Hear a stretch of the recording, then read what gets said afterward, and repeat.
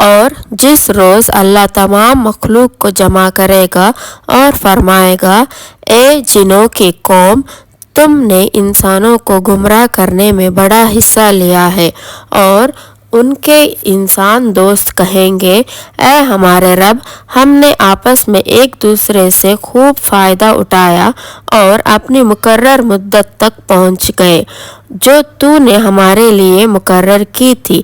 اللہ فرمائے گا کہ اب تم سب کا ٹھکانہ دوزخ ہے، اس میں ہمیشہ ہمیشہ رہو گے۔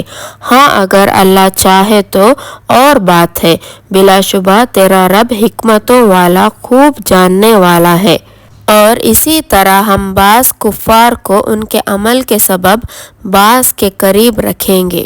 اے جنات اور انسانوں کی جماعت، کیا تم ہی میں سے تمہارے پاس رسول نہیں پہنچے تھے جو تم کو میری احکام بیان کرتے تھے اور تم کو اس دن سے ڈرایا کرتے تھے؟ تو سب کہیں گے کہ ہم اپنے جرم کا اقرار کرتے ہیں اور ان کو دنیا کی زندگی نے بھول میں ڈال رکھا تھا، اور یہ لوگ اقرار کریں گے کہ وہ کافر تھے۔ یہ اس سبب سے ہے کہ آپ کا رب کسی بستی والوں کو کفر کے سبب اس حالات میں ہلاک نہیں کرتا کہ اس بستی کے رہنے والے بے خبر ہوں، اور ہر ایک کے لیے ان کے عمل کے درجے مقرر ہے، اور آپ کا رب ان کے عمل سے بے خبر نہیں ہے۔ اور آپ کا رب تو بڑا ہی غنی ہے اور رحمت والا ہے، اور اگر وہ چاہے تو تم سب کو اٹھا لے اور تمہارے بعد جس کو چاہے تمہاری جگہ آباد کر دے، جیسا کہ تم کو ایک دوسری قوم کی اولاد سے پیدا کیا ہے۔ جس چیز کا ان سے وعدہ کیا جا رہا ہے وہ بے شک آنے والی ہے، اور تم ہمیں عاجزی نہیں کر سکتے۔ آپ کہہ دیجئے، اے میری قوم، تم اپنی جگہ عمل کرتے رہو، میں بھی عمل کر رہا ہوں، سو جلد تم کو معلوم ہو جائے گا کہ اس عمل کا انجام کار کس کے لیے فائدہ مند ہوگا۔ یہ یقینی بات ہے کہ ظالموں کو کبھی فلاح نہ ہوگی۔ اور اللہ نے جو کھیتی اور مویشی پیدا کیے ہیں ان میں سے انہوں نے ایک حصہ اللہ کے لیے مقرر کیا اور اپنے ذام میں کہتے ہیں کہ یہ اللہ کا ہے اور یہ ہماری محبوبوں کا ہے۔ پھر جو چیز ان کے محبوبوں کی ہوتی ہے وہ تو اللہ کی طرف نہیں جاتی، اور جو چیز اللہ کی ہوتی ہے وہ ان کے محبوبوں کو مل جاتی ہے۔ ان کا یہ فیصلہ بہت ہی برا ہے۔ اور اسی طرح بہت سے مشرکین کے لیے ان کے محبوبوں نے اپنے اولاد کے قتل کرنے کا مستحسن بنا رکھا ہے تاکہ وہ ان کو برباد کر دے اور ان پر ان کے دین کو مستباح کر دے، اور اگر اللہ چاہتا تو وہ ایسا نہ کرتے۔ تو ان کو جو یہ غلط کام کر رہے ہیں اپنے حال میں ہی چھوڑ دیجیے۔ اور وہ اپنے خیال سے یہ بھی کہتے ہیں کہ یہ مخصوص مویشی اور مخصوص کھیت منع ہے، ان کو کوئی نہیں کھا سکتا باجوز ان کے جن کو ہم چاہیں، اور یہ مخصوص مویشی ہیں جن پر سواری یا باربرداری حرام ہے، اور مخصوص مویشی ہیں جن پر یہ اللہ کا نام نہیں لیتے۔ یہ سب باتیں اللہ پر بطور افطار پردازی کے ہیں۔ بہت جلد اس بہتان عظیم کی سزا اللہ دینے والا ہے۔ اور یہ بھی کہتے ہیں جو چیز ان مویشی کے پیٹ میں ہے وہ خالص ہمارے مردوں کے لیے ہے اور ہماری عورتوں پر حرام ہے، اور اگر وہ بچہ مردہ نکلے تو اس میں مرد اور عورت دونوں شریک ہے۔ اللہ جلد ہی ان کو ان کی غلط بیانی پر سزا دے گا، بلا شبہ وہ بڑی حکمتوں والا اور بڑا جاننے والا ہے۔ واقع وہ بڑے نقصان میں ہے جنہوں نے اپنے اولاد کو محض اپنی حکمت سے بغیر کسی صنعت کے قتل کر ڈالا اور اس رزق کو حرام کر لیا جو اللہ نے ان کو کھانے پینے کو دیا تھا۔ یہ حرکت اللہ پر تہمت رکھنے کے لیے کی ہے۔ بے شک یہ لوگ گمراہی میں پڑ گئے اور کبھی سیدھی راہ پر آنے والے نہیں ہے۔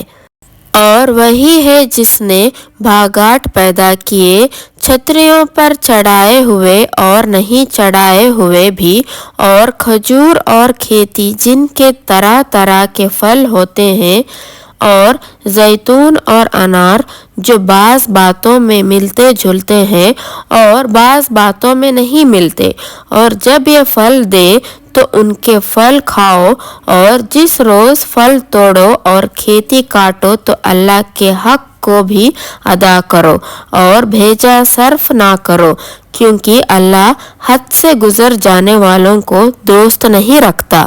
اور مویشیوں میں بوجھ اٹھانے والے اور چھوٹے قد کے پیدا کیے، اللہ کا دیا ہوا رزق کھاؤ اور شیطان کے قدموں پر نہ چلا کرو، بے شک وہ تمہارا کھلا دشمن ہے۔ 8 نر اور مادہ پیدا کیے، بھیڑ میں سے 2 اور بکری میں سے 2۔ آپ ان سے پوچھئے کیا اللہ نے ان دونوں نروں کو حرام کیا ہے یا مادہ کو حرام کیا ہے، یا جو بچہ دونوں مادہ کے پیٹ میں ہے اسے حرام کیا ہے؟ اگر تم سچے ہو تو مجھ سے بیان کرو سند کے ساتھ۔ اور 2 اونٹوں میں سے اور 2 گایوں میں سے ان سے پوچھو کیا اللہ نے دونوں کے نروں کو حرام کیا ہے یا دونوں کے مادہ کو، یا جو بچہ دونوں مادہ کے پیٹ میں ہے؟ کیا تم اس وقت موجود تھے جب اللہ نے اس کا حکم دیا تھا؟ تو اس سے زیادہ کون ظالم ہے جو اللہ پر جھوٹ افطرا کرے تاکہ لوگوں کو عذرائے جہالت گمراہ کرے؟ بلا شبہ اللہ ظالموں کو ہدایت نہیں دیتا۔ آپ کہہ دیجئے کہ جو احکام مجھ پر نازل ہوئے ہیں ان میں کوئی چیز ایسی نہیں پتہ جو کھانے والے کے لیے حرام ہو، باوجود اس کے کہ وہ مرا ہوا جانور ہو یا بہتا ہوا خون ہو یا سور کا گوشت ہو، کہ یہ سب ناپاک ہے، یا ناجائز ذبیحہ جس پر اللہ کے سوا کسی دوسرے کا نام لیا گیا ہو، پاس جو مجبور اور بے قرار ہو جائے اور وہ نافرمانی نہ کرے اور نہ حد سے آگے بڑھے، تو تمہارا رب بخشنے والا اور رحم والا ہے۔ اور ہم نے یہودیوں پر سب ناخنوں والے جانور حرام کر دیے تھے، اور گائے اور بکری کی چربی حرام کر دی تھی، سوائے اس کے کہ جو ان کے پیٹھ پر لگی ہوئی ہو یا اوجدی میں لگی ہو یا ہڈی میں ہو۔ یہ سزا ہم نے ان کو ان کی شرارت کے سبب دی تھی، اور ہم یقیناً سچے ہیں۔ پھر اگر یہ آپ کو جھوٹا کہے تو آپ فرما دیجئے کہ تمہارا رب بڑی وسیع رحمت والا ہے، اور اس کا عذاب مجرمین سے نہ ٹلے گا۔ اب مشرکین یہی کہتے ہیں کہ اگر اللہ چاہتا تو نہ ہم شرک کرتے اور نہ ہمارے باپ دادا، اور نہ ہم کسی چیز کو حرام کہہ سکتے۔ اسی طرح ان سے پہلے کافروں نے بھی رسولوں کی تصدیق کی تھی، یہاں تک کہ ہمارے عذاب کا مزہ چکھا۔ آپ فرما دیجئے کہ کیا تمہارے پاس کوئی دلیل ہے کہ اس کو ہمارے سامنے ظاہر کرو؟ تم محض خیالی باتوں پر چلتے ہو اور تم صرف قیاس کرتے ہو۔ آپ کہہ دینا کہ پاس پوری حجت تو اللہ ہی کی رہی، پھر اگر وہ چاہتا تم سب کو راہ پر لے آتا۔ آپ فرما دے کہ اپنے گواہوں کو لاؤ جو اس بات پر شہادت دے کہ اللہ نے ان مذکورہ چیزوں کو حرام کر دیا ہے، پھر اگر وہ گواہی دے تو آپ اس شہادت کو نہ سنو اور ان کے باطل خیالات پر مت چلو جو ہمارے آیات کی تصدیق کرتے ہیں اور اپنے رب کے برابر دوسروں کو ٹھہراتے ہیں۔ ان سے کہو آؤ اب میں تم کو بتاؤں کہ تمہارے رب نے جو تم پر حرام کی ہے، اللہ کے ساتھ کسی دوسرے کو شریک نہ کرو، ماں باپ کے ساتھ احسان کیا کرو، اور اولاد کو افلس کے سبب قتل نہ کیا کرو۔ ہم تم کو اور ان سب کو رزق دیتے ہیں، اور بے حیائی کے نزدیک بھی نہ جاؤ، خواہ وہ ظاہر ہو یا خفیہ، اور جس کا خون کرنا اللہ نے حرام کر دیا ہے اس کو قتل نہ کرو، ہاں مگر حق پر۔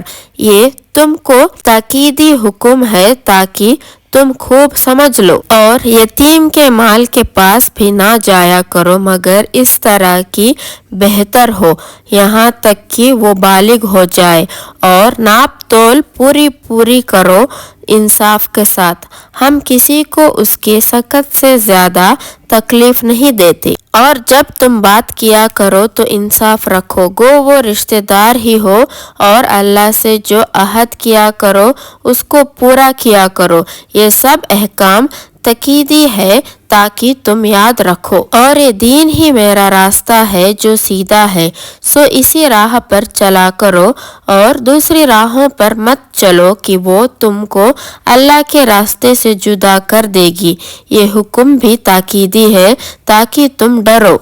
फिर हमने मूसा को किताब दी थी जिससे अच्छा अमल करने वालों पर हमारी नेमत पूरी हो और सब अहकाम की तफसील हो जाए और रहनुमाई मिले और रहमत हासिल हो, ताकि वो अपने रब के मिलने पर यकीन लावाए। और ये कुरान एक किताब है जिसको हमने बरकत वाली बनाकर नाजिल किया है, सो इसी का इत्तिबा करो और डरो ताकि तुम पर रहमत हो। ये इसीलिए है कि कभी तुम कहने लगो कि किताब तो हमसे पहले जो 2 फिरके थे उन पर नाजिल हुई थी और हम उनके पढ़ने पढ़ाने में महज बेखबर थे, या ये कहते कि अगर हम पर कोई किताब नाजिल होती तो हम उनसे ज्यादा राह पर होते।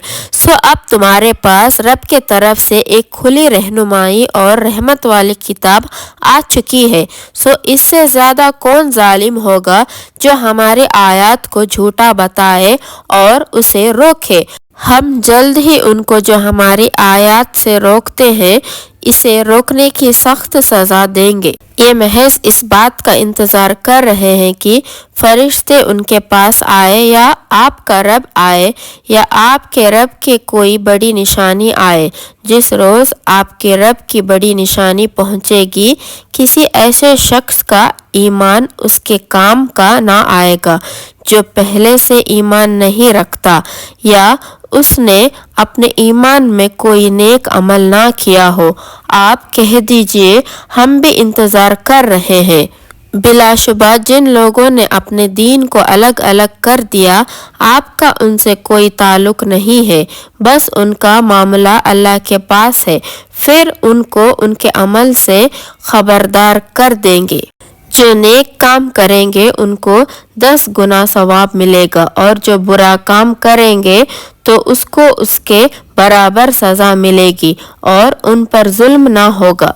आप कह देना कि मेरे रब ने एक ही सीधा रास्ता बताया है कि वो एक मजबूत दीन है जो इब्राहिम का तरीका है जिसमें कोई काजी नहीं है और वो मुशरिकीन में से ना थे। आप कह देना कि बिलाशुबा मेरी नमाज, मेरी सारी इबादत, मेरा जीना और मेरा मरना ये सब के सब अल्लाह के लिए है जो सारे जहानों का मालिक है, उसका कोई शरीक नहीं है, और इसका मुझको हुक्म हुआ है और मैं मानने वालों में सबसे पहला हूँ।